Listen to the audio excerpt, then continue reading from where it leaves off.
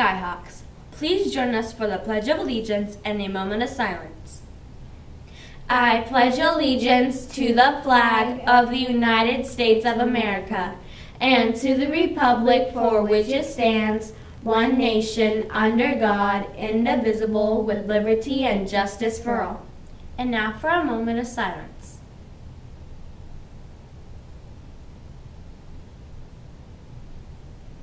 And now for the SOAR pledge. I'll be a person who is safe, organized, accountable, and respectful every day. Skyhawk SOAR.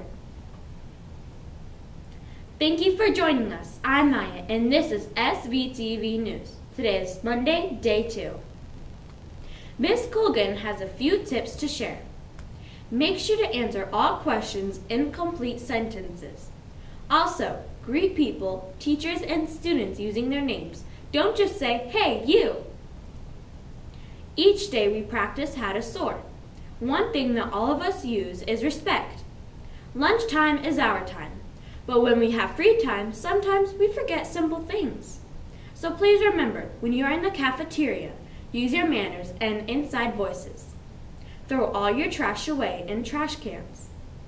And most importantly, respect the ladies that make your lunch by saying please and thank you.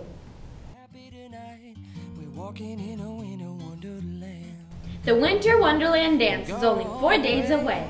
There'll be dinner, dancing, pictures, and more. Get your tickets in front of the office all this week in the morning for $12. The price will increase to $15 the night of the dance. Get your quarters ready. The Santa Sweet Treat sale started today. Purchase them for your friends, family, or teachers for only 50 cents. Stop by between 7:30 to 7:55 in front of the school office. How many of you wore Santa hats today? That's right, it's Spirit Week. If you missed out on today's theme, it's not too late. Tomorrow is Ugly Sweater Day. Ask your parents if they have an ugly holiday sweater you could wear. This week in sports, the boys basketball and the girls softball teams will take on Foothills Elementary School this afternoon right here at Skyview. Come cheer on our teams at 4:30. The PE coaches would like to remind students to please wear proper shoes when you come to PE. Please, no slip-on shoes, sandals, or UGG-style boots. Girls, Miss Sabin has offered you to have lockers in the locker room. She will even provide you with a lock. And now for the Daily Hawk Talk with Mackenzie.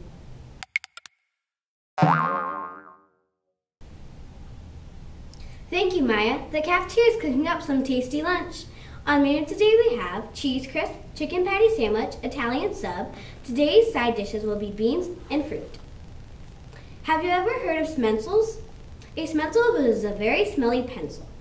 They come in a variety of different flavors. Starting Monday after school in the front of the office, you can buy yours for only $1 each. Help support our outdoor ed. It's time for the daily weather report. Today, the high at Skyview will be 75 degrees with partly cloudy skies. The low at now will reach 48. The sun will start to set at 5:20. Today is vacuuming day. Students, please make sure that your area is clean and everything is up off the floor, including your chairs. The classrooms will be cleaned and vacuumed this evening. Let's go to Ben for the latest news from NASA.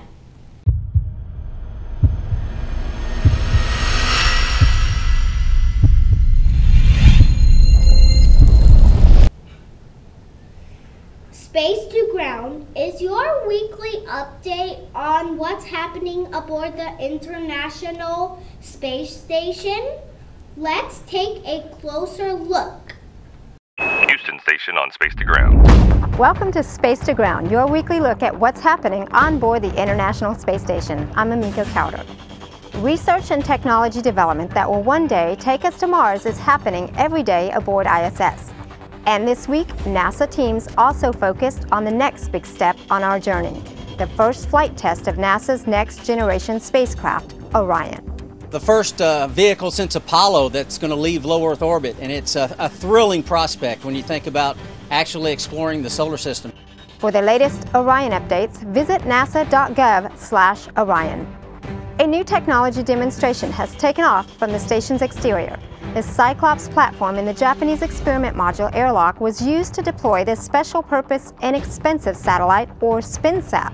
Investigators aim to test the 22-inch diameter satellite's movement and positioning in space using new technology microthrusters. SpinSat will provide atmospheric drag data that scientists can use in their studies of space weather, which affects satellites and telecommunications here on Earth.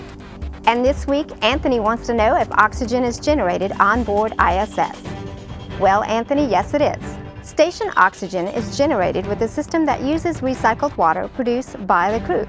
As a normal part of human respiration, carbon dioxide is released into the station's atmosphere, and the carbon dioxide removal assembly, or CDRA, which crew members worked on this week, uses desiccant and sorbent beds to remove it. Make sure to keep sending us your questions and comments using the hashtag #SpaceToGround. We'll see you next week.